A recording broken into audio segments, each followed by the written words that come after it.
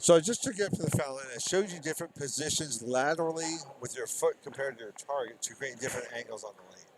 If you want to play straight, most people are 6, maybe 7 boards at the most, okay, to go straight up any board.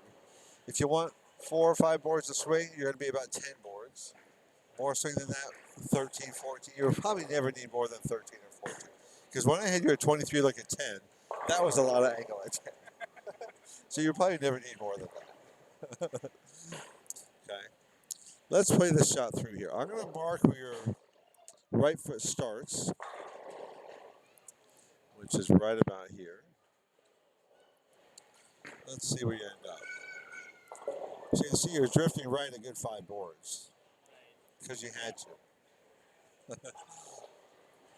To hit 5, had you walk straight, it would hurt because your leg was in the way. Okay, and that's why when I put your foot there, you can see to hit 5, you would have had to pull. Okay, so drifting is usually your body just being smart and correcting your position at the start that was not right. If I said I want you to play straight at 5, I set you up over here, your body would figure out how to drift left. Okay, so we can cut that drift down a little bit by having you start more where you want to finish. One step that I think we could work on is I think you're almost overdoing the crossover step, where it's actually crossing over. Now, I know we call it the crossover step, but we really don't want it really crossing over. It just should go kind of in front. And you can see your pant leg over here coming out of your other foot. That's part to get you out of the way of your swing. Okay. And so you slide to the right. So most of your drift is on your slide. That's your body saying, I have to get out of the way. But notice when you slide right, it makes your back leg in the way of your swing. Like, okay. You get it out of the way because our bodies don't like hitting ourselves with bowling balls. Okay. One thing that I think might help get you out of the way a little bit, you're pretty close on this. You could have a little bit more, have your hip a little bit more to the right to create a little bit more spine tilt. And that would help you clear your body a little bit because your step came in, but you're still pushing to the left. We don't want that ball going outside your shoulder. Okay? Your hip. Yep. I'm going to show you a little compare. And you're pretty close on that. Yeah, yeah. If you just leaned over more, you would fall over.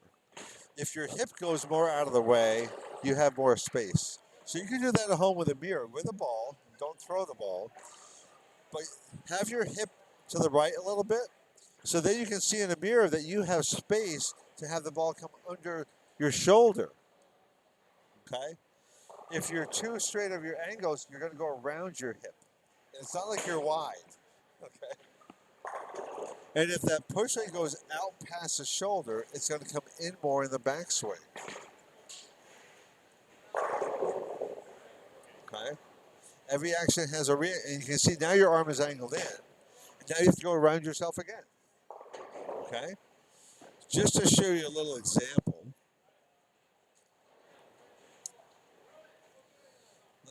we'll use Brad first.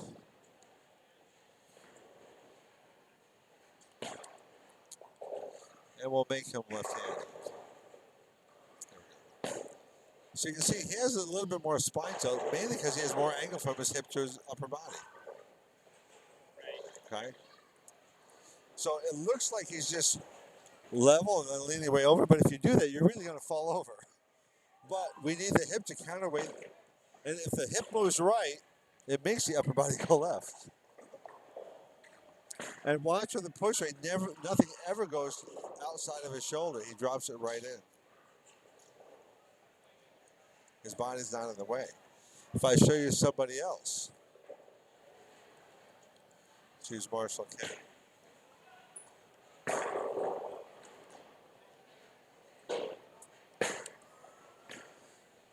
So if you watch the push away here, again, nothing will go outside of his shoulder.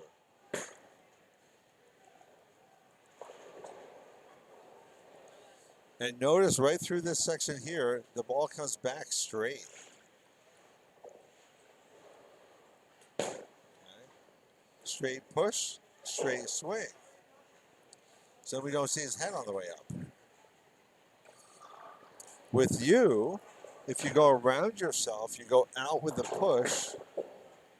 So right there you went out a little bit, and then it comes in. See that angle of the swing? Exactly. Now it passed your body line. Okay. Your finishing position is really good, by the way. So that's a good thing. I don't see you lose a balance very often. Your finish is really good. Okay. So you can kind of see how you're kind of going around yourself. Okay. So and a lot of the stuff, do it at home with a mirror. Mirrors are great. You don't. It doesn't cost you anything. You don't have to leave your house, and you see what you can't feel. Sometimes a video you record was like, oh, that's not what it felt like. With a mirror, you start to associate what it feels like because you're seeing it as you do it. And then you could see, like, even in just in a stationary stance, if your hips to the right, you can watch in the mirror that you push the ball out and it can go back and forth because your hips not in the way. Okay? So then you can kind of feel what straight feels like. Okay? All right. Let's go to the side view here. There's something little we can clean up from the side. Let's just play in motion here. But again, your finish position is really good. Let's go to timing. You tend to kind of want to carry the ball through step one a little bit. So you're done with the step, but you're not done with your push. If I put my marker in front of your ball, we're going to see your ball go out on step two. 2 balls out. 2 balls out has to come 2 balls back. That's 4 extra balls of motion. But what that really says is you should be there, the hand position there, elbow at the front of your side, the hand below the elbow, center the ball around waist to belt level after step one. Okay. Once that ball's in front of you on 2, you're late. Okay. We were wanting the ball more about here. Okay. And that's probably why 2 gets big. That's your body just trying to give you more time. Okay. And a little bit later you are, the less backswing you're going to have, the less ball speed you're going to have. The foot stops and you come through. So you're ending in time, but you're having to kind of catch up to do it. And when you have to catch up, when you're on, it can be super good. When you're off, it can be super bad. Okay. So we're going to try to we're going to trick your brain a little bit. What I would do, same basic setup, but I would have you feel like it's coming down to the waist more on 1. When you think down to waist about level on 1, your mind says, well, if you want it down there, I'm going to have to move it. As you can kind of see, as your foot moves, your arm doesn't want to move as much.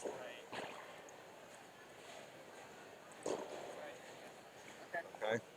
You can do that at home with a mirror. Have a mirror to your left, 1 step and stop. Out and down. The elbow should about clear your side. Ball come down to about waist or about level. Okay. And you'll see the size of your step. You'll see what your push does. Okay. So just as a comparison here, let's go to the step 1. If I show you somebody else here, let's go. Well, I can go old school, just classic, perfect timing. I might have used this for you last time. I don't remember. Yeah, all right. Yeah. Let's use somebody else. Who else did I use for you? Do you remember? I probably. You used Brad and you used Lucio, and then I think Leanne. I would have used Leanne. Was it Robin Romeo? All right. I'm going to use Robin Romeo. And I try to compare simple games to simple games. I use Robin. So, like, I'm not going to use EJ Tackett for you. Now she takes 5 steps. She ignore the first step, but watch on the next step. It's that little out and down. Okay. Now you're both on the same step. Watch as I click them forward together. Your ball is going to go out. Her ball is going to come down. Oops. I want them both together here. So the end of her, look at the difference where the ball is. You both have a step on the slide left. You have more to do.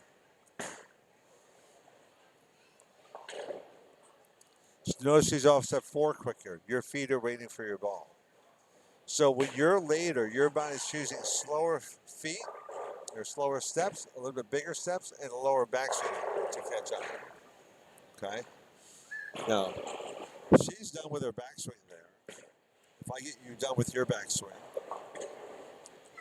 so you're done with the backswing there, but you notice your swing's just a little bit lower than hers because you have less time.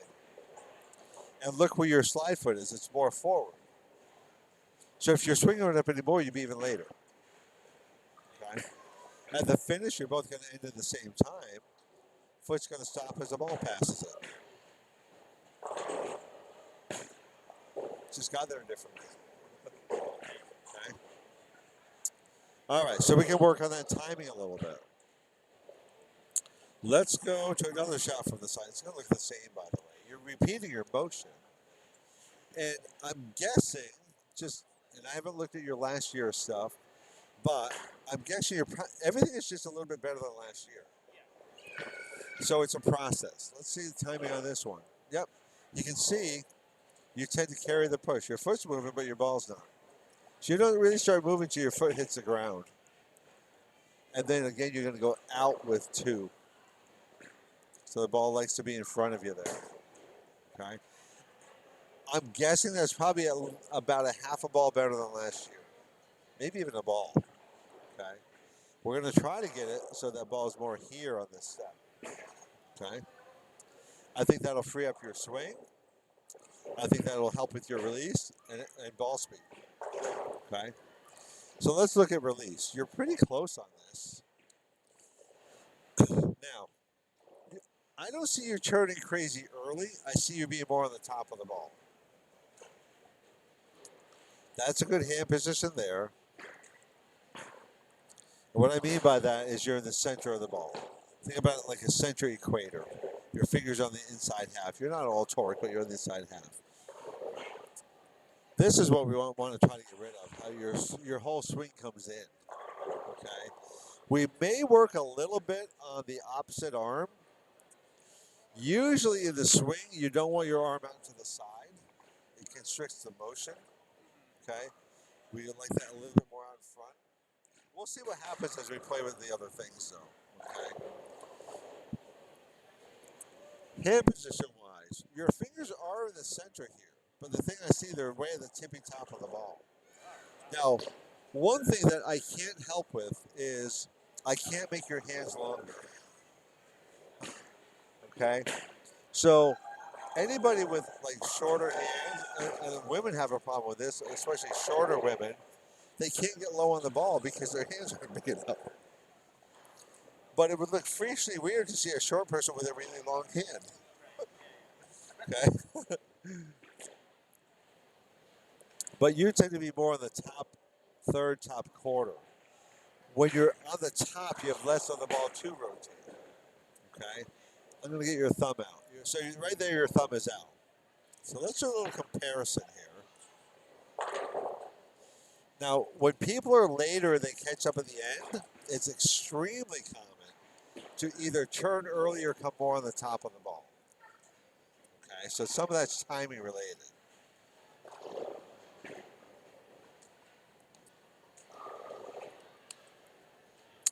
I'm going to get her thumb out and her fingers in.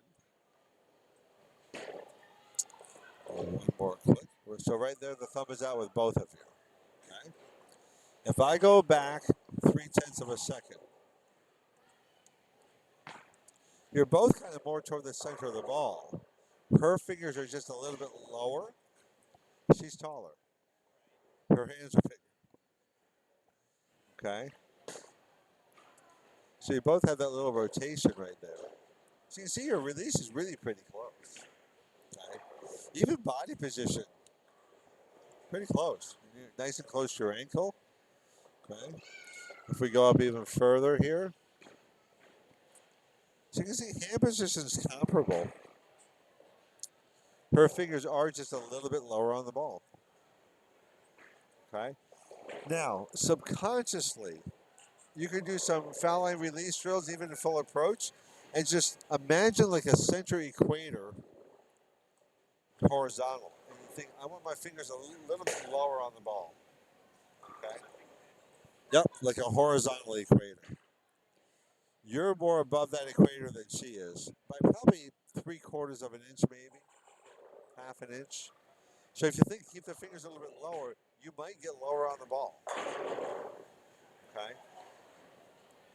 And if you were even a half an inch lower on the ball, you would have a little bit more of the ball to rotate. Okay, does that make sense? Yeah. Okay. All right. So we're going to just keep working on some of the things we worked on last year, but we're going to push a little bit further. Slow, steady progress is kind of what we want. If you make a huge change to your game, your body will just fight you more, and it will be way more hit and miss. It's kind of like we'll take what your body gives us now, then we'll take more later, and then we'll take more later. Makes us sound greedy, but really greedy would be we want everything right now. Okay. All right. So we're going to just clean a couple things up. So let's stop recording.